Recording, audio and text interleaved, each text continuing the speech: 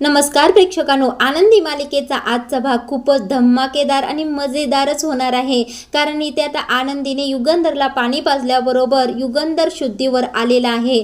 त्याचबरोबर शुद्धीवर आल्याबरोबर त्याने आनंदीचा गच करून हात धरलेला आहे आणि समिधा म्हणून हाक मारलेली आहे. युगंधरने आनंदीला समिधाची जागा देऊन घरातल्या सगळ्यांना ठणकावून सांगितलेला आहे की आनंदी युगंधर निंबाळकर आजपासून या घराची मालकीण आहे.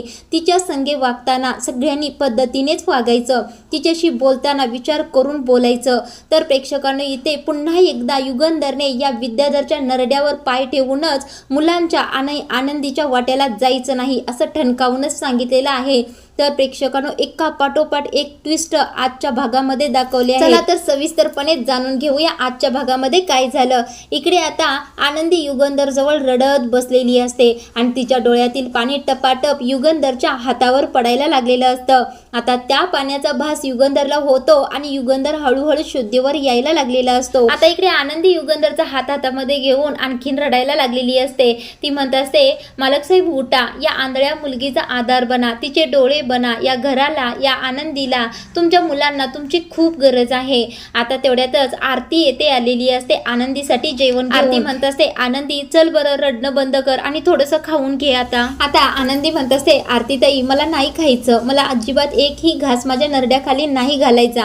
त्यावेळेला आरती म्हणत असते, अगं आनंदी असं काही करतेस, तूच जर अशी न जेवता बसलीस आणि तूच जर खचून गेलीस, तू आजारी पडलीस तर मालक साहेबांची घरच्यांची कोण काळजी घेईल बरं. अगं आनंदी पहिल्यांदा स्वतःला सांभाळ आणि मग मालक साहेबांची काळजी घे. आता आनंदी म्हणत असते, नाही, हा माझा हट्ट नाही तर ही माझी जिद्दच आहे. मालक साहेब जोपर्यंत शुद्धीवर येत नाहीत, डोळे उघडत नाहीत, तोपर्यंत एकही घास मला खावासा वाटणार नाही. आता आरती पुन्हा म्हणत असते की अगं आनंदी अगदी थोडं खाऊन घे. आनंदी म्हणत असते, नाही, जोपर्यंत मालक साहेब मला खा म्हणून सांगत नाहीत तोपर्यंत मी खाणारच नाही. आता आरती पुन्हा म्हणत असते, अगं आनंदी कशाला एवढं टेन्शन घेतेस, नको ना टेन्शन घेऊस, थोडंसं खाऊन घे. त्यावेळेला आनंदी म्हणत असते, आरती ताई तू माझी काळजी करू नकोस, मी ठीक आहे, जा ना खाली बघ जा, सगळेच घरातील उपाशी असतील, मुलं उपाशी असतील, माई बापू उपाशी असतील, त्यांनी सुद्धा काहीच खाल्लं नसेल, जा ना आरती ताई त्यांची थोडी चौकशी करून घे आणि त्यांना थोडं जेवण दे. त्यावेळेला आरती म्हणत असते, अगं आनंदी सगळ्यांचा विचार करतेस आणि तुझं काय बरं,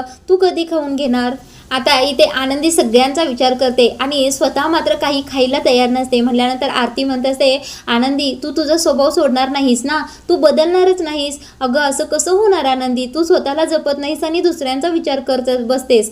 बरं ठीक आहे, मी तुझं ऐकते, कारण तू काही तुझा हट्ट सोडणार नाहीस. हे बघ, मी जेवण इथे ड्रेसिंग टेबलवर ठेवून जाते आणि तुला ज्या वेळेला खावंसं वाटेल, भूक लागेल, त्यावेळेला अगदी 2 घास कावीना खाऊन घे असं म्हणते आणि आरती आता तेथून निघून जाते. आता इकडे आरती माई आणि बापूंच्या रूममध्ये आलेली असते आणि पाहते तर काय, इकडे 2 ताटं तयार केलेली टिपोयवर असतात, पण हे दोघे सुद्धा खूप चेहरे पाडून टेन्शन घेऊन बसलेले असतात. आता माई आणि बापूंना युगंधरची खूप जास्त काळजी वाटत असते. हे पाहून आरती म्हणत असते, माई आणि बापू तुम्ही जर असं जेवणाकडे बघतच बसलात आणि नुसती काळजी करत बसलात तर मालक साहेबांना काही बरं वाटणार आहे का. अहो तुम्ही नाही जेवलात तर तुमची सुद्धा तब्येत बिघडेल, तुमचं आरोग्य बिघडेल. आता इथे आरती या दोघांची खूप समजूत काढत असते. ती म्हणत असते, मी काय बोलते तुम्हा दोघांना पटतंय ना. त्यावेळेला माई काही बोलत नाहीत, पण बापू म्हणत असतात, अगं मला पटतंय पण युगंधर.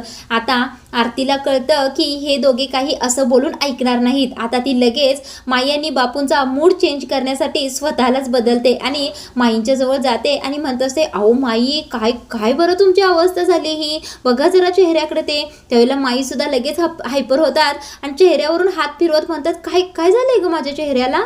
आता आरती म्हणत असते, अहो माई असं काय करताय तुम्ही, काय आरशात बिरशात बघितलंय की नाही सकाळपासून. थांबा मी आरसा आणते, तुम्हाला दाखवतेच काय झाले. आता पटकन आरती जाते आणि छोटा आरसा घेऊन येते आणि माईंना म्हणते, बघा जरा आरशात काय तुमची अवस्था झाली आहे, डोळ्याखाली किती काळे सर्कल वाढले आहेत बरं. आता माई सुद्धा स्वतःचा चेहरा आरशामध्ये बघायला लागलेले असतात. आता माई असं घाबरलेलं पाहून आरती म्हणत असते, माई हा असा चेहरा घेऊन, हे असे काळे डाग घेऊन जर तुम्ही ते तुमच्या सोशल मीडियावर फोटो टाकले तर तुमचे फॉलोअर कमी होणार नाहीत का, मग तुम्ही काय करणार बरं. आता माई सुद्धा लगेच मोबाईल हातामध्ये घेतात आणि म्हणतात, नाही गो नाही, असं व्हायला नको. त्यावेळेला बापू म्हणतात, अगं काय होणार, अगं हिला लाईक्स कमी आले आणि हिचं एखादा जरी फॉलोअर कमी झाला ना तर ही घरामध्ये टेन्शन घेऊन डिप्रेशन मध्येच जाते बघ. आता आरती म्हणत असते, नाही नाही बापू, असं काही सुद्धा होणार नाही. माईनी जर हे असे फोटो टाकले तर सगळेजण फॉलो केलेली लोक अनफॉलो करून निघून जातील की. त्याला माई म्हणत असं नाही नाही असं नाही होणार. त्याला आरती म्हणत असते हो ना, असं व्हायला नको आहे ना, काळे डार्क सर्कल पडायला नको आहेत ना, तर मग चला पटकन जेवून घ्या बरं. माई म्हणत असं आरती अगं काय हे. त्याला आरती म्हणत असते हो माई, तुमच्या डोळ्याखालचे काळे सर्कल घालवण्यासाठी जगातील भारी उपाय माझ्याकडे आहे. तो म्हणजे अगदी पोट भरून जेवणे आणि शांत मन ठेवून झोपणे. आता असं म्हणून आरती काय करते, तिथे टिपॉयवर 2 ताटं ठेवलेली असतात. त्यातले एक ताट माईंना देते आणि एक ताट बापूंना देते. आता म्हणत असते की चला पटकन ही ताटं संपवून टाका बरं, ताटातील सगळं जेवण झाल्याशिवाय मी तुमच्या रूममधून बाहेर जाणारच नाही. असं म्हणून आरती आता माई आणि बापूंच्यावर मास्तर होऊन कमरेवर हात ठेवूनच तिथे उभारलेली असते. आता इकडे माई आणि बापू दोघे सुद्धा जेवण खायला सुरुवात करतात. आता बापू म्हणत असतात आरती काही म्हण, जेवण खाऊ घालण्यासाठी आयडिया मात्र तू भारी काढलीस. आता माई म्हणत असतात आरती काही म्हण, तुझा हा समजूतदार स्वभाव आहे ना, तो बघ आनंदी सारखाच आहे. आमची आनंदी सुद्धा अशीच काही वाटेल ते कारण काढते आणि आम्हा दोघांना समजून घेत असते बघ, आम्हा दोघांना व्यवस्थित सांभाळत असते.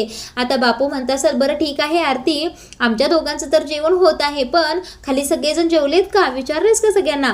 त्यावेळेला आरती म्हणत असते हो बापू, छायाताईंनी विचारलं मी, बाकी सगळ्यांचं जेवण झालं आहे. आता माई म्हणत असतात अगं आरती सगळे जेवले असतील, पण पृथ्वी जेवलाय का. त्यावेळेला बापू म्हणतात नाही, शक्यच नाही. पृथ्वी ज्यावेळेला टेन्शनमध्ये असतो त्यावेळेला तो अन्नाला शिवत सुद्धा नाही, तो जेवलेलाच नसणार आहे. त्यावेळेला माई म्हणतात आरती एक काम करतेस का ग, पृथ्वी जेवला आहे का तेवढं पाहून ये, आणि जेवला नसेल तर त्याला जबरदस्ती जेवण घाल बघ. तो जर जेवला नाही तर त्याला सकाळ उठल्यानंतर हायपर ॲसिडिटी होते बघ, त्याला जास्त प्रमाणात ॲसिडिटी होते आणि नंतर त्याचं डोकं दुखायला सुरू होतं. म्हणून जातेस का ग, प्लीज त्याला खायला घाल, आणि नाही खाल्लं तर त्याच्यावर मास्तरनीसारखा हुकूम दाखव आणि त्याला खायला घाल. आता माई असं आरतीला विनंती करत असतात पृथ्वीकडे जाण्यासाठी. त्यावेळेला आरती म्हणत असते माई तुम्ही तर मला वाघाच्या पिंजऱ्यातच ढकलत आहात बघा. त्याला जरा काही चांगलं सांगायला गेलं की तो वास करून एकदम वाघासारखा अंगावरच येतो की. त्यावेळेला बापू म्हणत असतात अगं असू देल ना, मग तो वाघ असला तर तू अशी रिंग मास्तरच हो की, हे असं चाबूक घ्यायचा आणि खायला घालायचं, अजिबात कमी करायचं नाही. आरती काहीही कर पण पृथ्वीला 2 घास खाऊ घाल बघ. त्यावेळेला आरती म्हणते बरं ठीक आहे, काय होतंय ते मी बघते, पण तुम्ही दोघांनी ताटातलं जेवण सगळं संपवायचं हं. त्यावेळेला बापू म्हणत असतात हो रिंग मास्तर, आम्ही सगळं संपवणार. आता इकडे आनंदी युगंधरचा हात हातामध्ये घेऊनच बसलेली असते. तेवढ्यातच युगंधरला शुद्ध आलेली असते आणि तो पाणी पाणी असं बडबडायला लागलेला असतो. आता आनंदीला ऐकू आल्याबरोबर आनंदी म्हणते मालक साहेब तुम्हाला पाणी हवं आहे का, थांबा थांबा मी 1 मिनिटात देते. असं म्हणून आता आनंदी तिथेच युगंधरच्या रूममध्ये पाणी शोधायला सुरू करते. तर प्रेक्षकांनी इथे आनंदी आंधळी असल्यामुळे बऱ्याच ठिकाणी स्वतःला धडपडून घेते, म्हणजे बेड धडकतो, खुर्ची धडकते, नंतर टिपॉय धडकतो, ती सतत अशी धडपडत असते. पण तिला आता पाण्याचा जग मिळतो आणि ग्लास सुद्धा हाताखाली मिळतो, पण तो जग रिकामाच असतो. त्यामुळे आता युगंधरला पाणी कुठलं द्यायचं असा विचार ती करत असते. आता ती मालक साहेब पुन्हा एकदा पाणी पाणी असं म्हटलेलं ऐकते आणि ती किचनमध्ये पाणी घ्यायला खाली येते. ती म्हणते मालक साहेब लगेच 2च मिनिटात मी तुम्हाला पाणी देते. आता ती युगंधरच्या रूममधून बाहेर येते, जिना उतरत खाली येते, इथे तिथे अंदाज घेत धडपडत किचनमध्ये आनंदी येते. आता किचनमध्ये सुद्धा आनंदीला पटकन पाणी घावत नाही. आता तिथेच एक जग भरून ठेवलेला असतो आणि तिथेच एक ग्लास सुद्धा असतो, तो सापडतो आनंदीला. आता आनंदी हाताने चापचत चापचत सगळं काही शोधायला लागलेली असते. आंधळ्या माणसासाठी खरंच काहीतरी शोधणं म्हणजे एक प्रकारचा स्ट्रगलच आहे. आता आनंदीला ते पाणी मिळाल्यानंतर ग्लास भरून पाण्याचा घेते आणि युगंधरच्या रूममध्ये यायला लागते. आता युगंधरच्या रूममध्ये तो पाण्याचा ग्लास घेऊन येते आणि युगंधरच्या तोंडाजवळ अंदाजानेच नेते आणि युगंधरला ते पाणी पाजते. तेवढ्यातच इकडे आरती आता पृथ्वीसाठी जेवणाचं ताट घेऊन त्याच्या रूममध्ये जाते. आता आरती तिथे जाऊन उभं राहिलेली असते, पृथ्वीचं लक्ष तिच्याकडे जातं. नेहमीप्रमाणे हा पृथ्वी आरतीवर एवढा चिडतो, म्हणत असतो तू काय करतायस माझ्या रूममध्ये, कशाला आलीस बरं हे जेवण घेऊन. नाही मला जेवायचं वगैरे काही नाही आहे, मला निंबाळकरांच्या रूममध्ये जायचं आहे. तसंही डॉक्टरांनी सांगितलं आहे त्यांच्याजवळ सतत कोणीतरी थांबलं पाहिजे, त्यांची काळजी घेतली पाहिजे. त्यावेळेला आरती म्हणत असते अरे पृथ्वी, आनंदी आहे ना त्यांच्याजवळ आणि त्यांची काळजी घेत आहे, तू अगदी थोडंसं काहीतरी खाऊन घे. आता पृथ्वी म्हणत असतो नाही खायचं मला, अगं तुला सांगितलं ना मी. त्याला आरती पुन्हा म्हणते अरे पृथ्वी अगदी थोडे घास खाऊन घे ना, तू थोडंसं जेवून घे. त्यावेळेला पृथ्वी म्हणतो अगं काय जबरदस्ती आहे तुझी बरं, मला नाही खायचं म्हणजे नाही खायचं, मी सांगितलं ना तुला. त्याला आरती म्हणत असते अरे जेवून घे, नाहीतर सकाळी उठल्यानंतर तुला हायपर ॲसिडिटी होते ना, पुन्हा तुझं डोकं दुखायला लागल.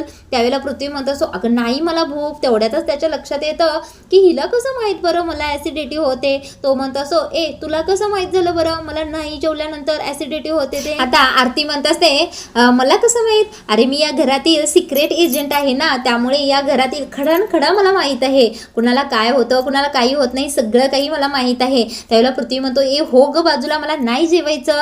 आता पृथ्वी असं म्हणून रूममधून बाहेर पडण्याचा प्रयत्न करत असतो. त्यावेळेला आरती काय करते, त्याला जोराने धक्का मारते आणि तिथेच थांबवते आणि पटकन दार आतने लावूनच घेते. त्यावेळेला पृथ्वी म्हणत असतो काय जबरदस्ती आहे ग, माझ्याच रूममध्ये आली आहेस आणि माझ्याच रूमचं दार तू आतून लावून घेत आहे. आता आरती म्हणत असते एक अक्षरही न बोलता ताटात जे जेवण आहे ते पटापट खाऊन संपवायचं आणि खाल्ल्याशिवाय मी इथून जाणारच नाही. त्यावेळेला पृथ्वी म्हणत असतो नॉनसेन्स, काय चाललंय बरं तुझं, हे काय जबरदस्ती आहे माझ्यावर. आरती म्हणत असते जबरदस्ती नाही, माई आणि बापूंनी मला तुझ्या जेवणाची जबाबदारी दिली आहे आणि ती मी पार पाडणार, मगच इथून जाणार. चल पटकन ते ताट घे आणि खाऊन घे बरं. आता पृथ्वी चिडून आरतीला म्हणत असतो की हे बघ, मला उगाच विनाकारण जबरदस्ती करणारी लोक अजिबात आवडत नाहीत. त्यावेळेला आरती म्हणत असते आणि विनाकारण भाव खाणारी लोक मला आवडत नाहीत. त्यावेळेला पृथ्वी आता शांतच बसतो. आता पृथ्वी म्हणत असतो हे बघ, मी तुला शेवटचं सांगत आहे, मी कुणाच्याही जबरदस्तीला बळी पडत नाही. त्यावेळेला आरती म्हणत असते नाही, जेवावंच लागेल आणि तसंही हे जेवण तुझ्याच पोटात जाणार आहे ना, तुझ्याच काळजीपोटी तुला सांगत आहे, जेवावंच लागेल आणि जेवून घे पटकन. आता पृथ्वी आरतीला म्हणत असतो नाही जेवणार मी, असं म्हणतो आणि बेडवर जाऊन गाल फुगवूनच बसतो. त्यावेळेला आरती म्हणते ठीक आहे, तू नाही जेवणार, मी सुद्धा इथून जाणार नाही, मी इथेच बसणार आहे. आता आरती एक टक लावून पृथ्वीकडे पाहतच तिथेच बसते. आता पृथ्वी इकडे तिकडे पाहतो, पुन्हा आरतीकडे पाहतो. आरती पुन्हा त्या ताटाकडे डोळे दाखवतच म्हणत असते की जेवून घे. त्यावेळेला पृथ्वी पुन्हा तोंड मिरवतो. आता इकडे आनंदी युगंधरला अगदी प्रेमाने मानेखाली हात घालूनच जे पाणी आणलेलं असतं ते पाणी पाजत असते आणि युगंधर सुद्धा ते पाणी पितो. आता युगंधरला हळूच ठसका लागतो. त्यावेळेला आनंदी हळूहळू मालक साहेब हळू पाणी प्या असं म्हणत असते. आता इकडे आरती मात्र या पृथ्वीच्या रूममध्ये खूप बोर व्हायला लागलेली असते. आता ती इकडे तिकडे हेलपाटं मारत असते आणि पृथ्वी गाल फुगवूनच बेडवर बसलेला असतो. आता इथे आरती काय करते, पृथ्वीची गंमत करायला सुरू करते. ती म्हणते अरे पृथ्वी बघ ना, ह्या चपातीकडे तुझ्यासारखीच गाल फुगवून बसली की ती. त्यावेळेला पृथ्वी म्हणतो काय वाटेल ती काय बोलतेस ग, चपाती कशी तोंड फुगवून बसेल बरं. त्यावेळेला आरती म्हणत असते अरे बघ ना, एकदा बघितलंस तर. आता पृथ्वी म्हणत असतो की काय फनी जोक करतेस ग, एकदम बकवास जोक आहे तुझा. त्यावेळेला आरती म्हणत असते जोक बकवास आहे की चांगला आहे हे पुढच्याच्या मूडवर अवलंबून राहतं. आता पृथ्वी आरतीला म्हणत असतो आरती हात जोडतो ग तुला, मला खूप कंटाळा आला आहे दिवसभराचा, जा ना इथून, मला नाही जेवायचं ग. त्यावेळेला आरती म्हणत असते नाही, जेवावं तर लागेलच तुला, त्याशिवाय मी जाणारच नाही इथून. आता आरती काय म्हणते चल मी आणि एक जोक तुला सांगते म्हणजे तुझं जेवण्याचा मूड होईल. आता पृथ्वी काय करतो, बेडवरून उठतो आणि हेडफोन शोधायला सुरू करतो. आरतीला वाटतं की तो जेवायलाच उठला आहे म्हणून ती म्हणत असते चल जेवून घेतोस का, ये बरं पटकन जेवून घे. आता पृथ्वी हेडफोन घेतो, तिला दाखवतच म्हणतो की मला तुझी बडबड अजिबात ऐकायची नाही असं म्हणतो आणि कानामध्ये हेडफोन घालतो. आता इकडे आनंदी जवळ आणि युगंधरच्या रूममध्ये माई बापू आलेले असतात. माई म्हणत असतात आनंदी आता कशी तब्येत आहे ग युगंधरची. त्यावेळेला आनंदी म्हणत असते माई आत्ता मालक साहेबांना थोडीशी शुद्ध आली होती आणि मालक साहेबांनी माझ्याकडे पाणी सुद्धा मागितलं, मी त्यांना किचनमधून आणून पाणी पाजलं आहे आत्ता. हे ऐकून माईंना आनंद होतो. त्या म्हणतात अगं खरंच का, युगंधर बोलला का आत्ता. आता माई देवालाच हात जोडत असतात, म्हणत असतात देवाचेच उपकार झाले की युगंधर हळूहळू शुद्धीवर येत आहे.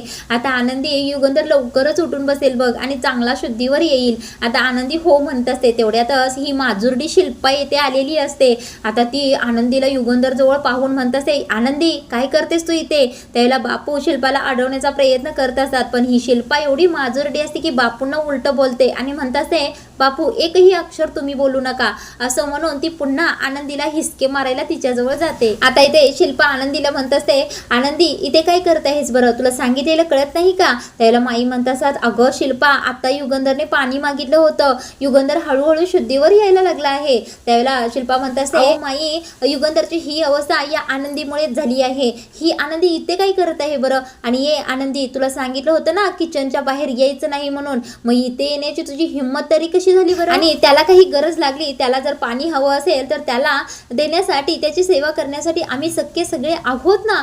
तू त्याच्या आजूबाजूला मला नकोयस, तुला सांगितलेलं कळत नाही का ग? हो पहिल्यांदा या रूमच्या बाहेर. आता आनंदी म्हणत असते, शिल्पाताई एकदा ऐकून घ्या, मी मालक साहेबांना अजिबात त्रास देणार नाही, मी त्यांना बोलवणार नाही, मी त्यांच्याशी बोलणारही नाही, फक्त मला त्यांच्या शेजारी बसू दे. शिल्पाताई एवढे उपकार करा माझ्यावर. त्यावेळेला शिल्पा बस करून आनंदीवर ओरडते आणि म्हणते असते, चल पहिल्यांदा या रूम मधून बाहेर हो बरं. आता शिल्पा आनंदीला हाताला धरूनच रूमच्या बाहेर काढणार इतक्यातच युगंधरला शुद्ध आलेली असते आणि त्याने डोळे उघडतच आनंदीचा गच करून हात धरलेला असतो. आता ते पाहतात माई म्हणतात, अगं शिल्पा थांब जरा, युगंधरने आनंदीचा हात धरला आहे. आता शिल्पा मागे वळून पाहते तर खरंच युगंधरने आनंदीचा हात घट्ट पकडून धरलेला असतो. आता युगंधर डोळे मिटूनच समिधा अशी हाक मारतो. आता इकडे युगंधर समिधा बरोबर जे काही बोलायचा ते बोलायला सुरू करतो. डोळे मिटूनच तो आता जाबडायला लागलेला असतो.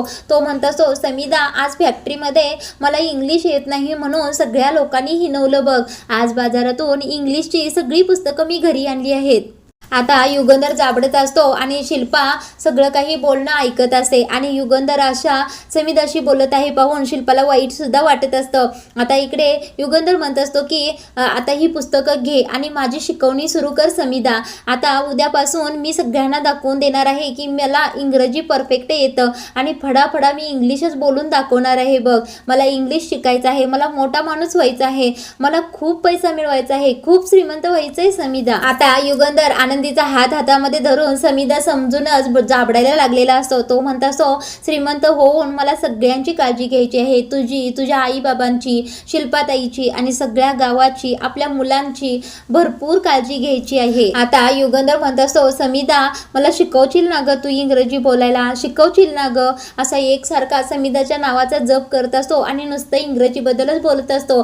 माई म्हणत असतात, शिल्पा तुला आठवतंय का युगंधर असं कधी बोलायचं बरं? त्याला शिल्पामध्ये हो आठवतंय ना, ज्यावेळेला युगंधर आणि समिधाचं नवीन लग्न झालं होतं त्यावेळेला युगंधर कायम समिधाला असंच बोलायचं. आता माई म्हणत असतात, अगं शिल्पा नीट बघ ना, युगंधर अगदी पूर्वी बोलायचा तसाच बोलायला लागलाय. ते शब्द, तीच सूर, तीच भावना, सगळं काही तेच बोलत आहे तो. अगं बघ ना असं काय झालं? शिल्पा असं तर नाही ना की युगंधरची स्मृतीच गेली आहे आणि तो पहिल्याच्या काळामध्येच गेला आहे? आता शिल्पा म्हणत असते, माई काही बोलू नका ना. त्यावेळेला माई पुन्हा म्हणतात, बघ नाहीतर तो सगळं पहिल्यासारखं बोलायला लागलाय, तो भूतकाळात तर गेला नाही ना. त्यावेळेला शिल्पा रडतच म्हणत असते, माई काहीच्या काही काय बोलताय बरं, त्याला काही सुद्धा होणार नाही, अजिबात असलं काही बोलू नका. आता इकडे शिल्पा खूप रडायला लागलेली असते युगंधरची ही अवस्था पाहून. आता बापू काय म्हणतात, शिल्पा तू रडू नकोस, थांबा मी डॉक्टरांना फोन करून विचारतो नेमकं काय झालं आहे ते. आता बापू बाहेर जातात आणि डॉक्टरांना फोन लावून येतात. त्यावेळेला माई म्हणत असतात, अहो काय झालं, काय सांगितलं डॉक्टरांनी? त्यावेळेला बापू म्हणत असतात, डॉक्टर म्हणत होते की औषधाचा ओव्हरडोस झाल्यामुळे तो झोपेत असं बोलत आहे, ज्या माणसाची जास्त आठवण येते त्याच माणसाबद्दल तो बोलत आहे असं डॉक्टरांनी सांगितलं आहे. आणि ज्यावेळेला औषधांचा हे कमी होईल त्यावेळेला तो अगदी व्यवस्थित होईल असं डॉक्टरांनी सांगितलं आहे. आता माई म्हणत असतात, देवच पावला, माझा युगंधर लवकर बरा होऊ दे. आता शिल्पा डोळ्यातील पाणी पुसतच पुन्हा आनंदीला म्हणत असते की तू ऐकलंस ना डॉक्टर काय म्हणाले, तो अगदी व्यवस्थित आहे आणि सकाळपर्यंत अगदी व्यवस्थित बरा होईल, तू इथे थांबण्याची गरज नाही, तू पहिल्यांदा इथून निघून जा. आता हे ऐकल्यानंतर बापू म्हणत असतात, नाही शिल्पा, आनंदीला इथेच थांबू दे. अगं बघ ना युगंधरने किती घट्ट हात धरला आहे तिला समिधाच समजायला लागलाय आणि डॉक्टरांनी असं सांगितलं आहे की युगंधरला जर समिधाचं नाव घेऊन शांत आणि समाधान वाटत असेल तर त्याला तसंच करू दे, म्हणजे तो लवकर बरा होईल. म्हणूनच आनंदीला आजच्या दिवस इथेच थांबू दे. अगं बघ ना किती घट्ट हात धरला आहे आनंदीचा. आता शिल्पा रागाने बापूंच्याकडे बघत असते. त्यावेळेला बापू म्हणतात, शिल्पा थोडासा विचार कर, आत्ता या वेळेला आपला युगंधर बरा होणं महत्वाचं आहे आणि बाकीच्या गोष्टी नंतर होतच राहतील ग. अगं थोडासा विचार कर. आता मात्र शिल्पाला हे बोलणं पटतं आणि ती उठते आणि तोंड बंद करूनच युगंधरच्या रूममधून बाहेर पडते.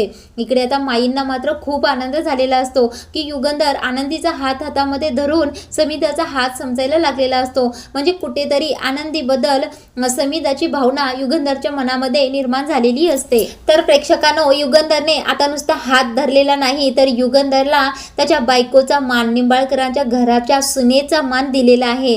आजचा भाग इथे संपवला आहे. पुढील भागामध्ये असाच धमाका आपल्याला पाहायला मिळणार आहे. तो म्हणजे युगंधरने आता या विद्याधरला जमिनीवर खाली पाडलेलं असतं आणि त्याच्या छाताडावर पाय ठेवलेला असतो. आता हा विद्याधर चांगलाच ऐक ऐक करून ओरडायला लागलेला असतो, पण युगंधर त्याला सोडत नाही. आता तो म्हणत असतो सगळ्यांच्या समोर, म्हणजे हॉलमध्ये सगळेच असतात, त्यांच्या समोर म्हणत असतो की ही आनंदी, सौ आनंदी युगंधर निंबाळकर आहे, माझी धर्मपत्नी. तिला इथून पुढे काहीही बोलायचं नाही आणि माझ्या मुलांना आणि माझ्या घरच्यांना जर इथून पुढे त्रास देण्याचा प्रयत्न केलास तर आता फक्त तुझ्या छाताडावर पाय दिला आहे. पुन्हाच्या वेळेला तुझ्या नरडीचा घोट घेतल्याशिवाय मी राहणार नाही. विद्याधर, माझं हे लक्षात ठेवायचं नाही तर मी तुला सोडणारच नाही. प्रेक्षकांनो, युगंधरने पुन्हा एकदा या विद्याधरवर राग व्यक्त केलेला आहे आणि त्याने आनंदीला बायकोचा मान दिलेलाच आहे. आता मुलं पुन्हा युगंधर ज्यावेळेला आनंदीला बायको म्हणून स्वीकारतो, आता मुलं यावर कशी रिॲक्ट होणार आहे? तर प्रेक्षकांनो, आनंदी आणि युगंधरचं नातं हळूहळू असंच बहरत जाणार आहे आणि मुलं सुद्धा आनंदीकडे जवळ जाणार आहेत. आनंदी मालिका तुम्हाला आवडत असेल तर व्हिडिओला लाईक करा आणि चॅनलला सबस्क्राईब करा. धन्यवाद.